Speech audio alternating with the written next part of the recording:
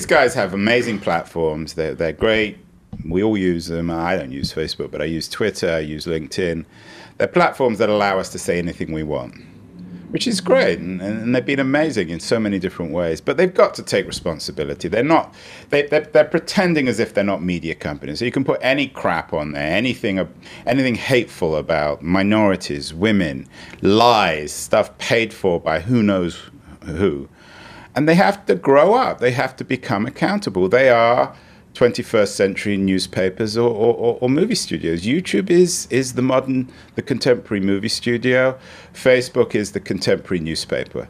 And they won't acknowledge it. And why won't they acknowledge their media companies? Because it forces them to become accountable.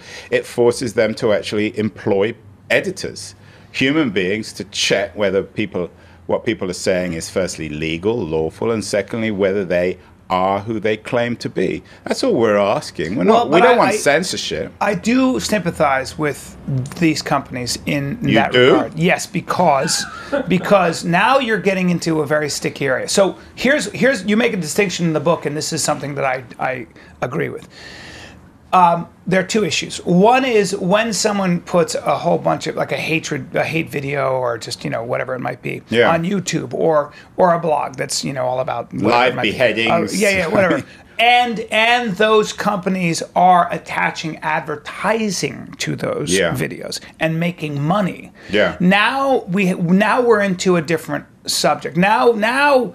And I think all of them, I think Tim Cook and Zuckerberg and all these guys would be very sympathetic to that argument and probably are and probably have taken measures to not profit on these things. Cook certainly would be, because obviously his company is different. But look, these guys let me just finish. Sorry, go on. Go on. My point is that then okay, so I think they would all agree that they want to make money off of live beheadings, etc.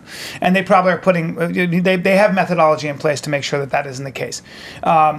Things slip through the crack. But now, also, I don't know that Facebook and Google should be, or at least YouTube and things, should be in the business of editing free speech.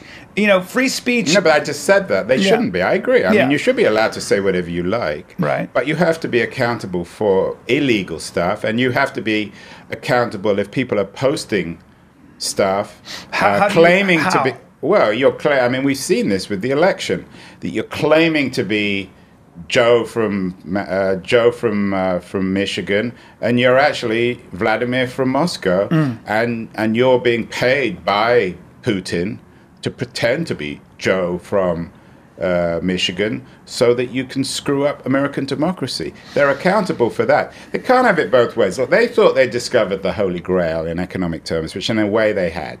They could become media companies without paying professionals. So these amazing platforms, we all publish on them. They don't pay us anything. It's free.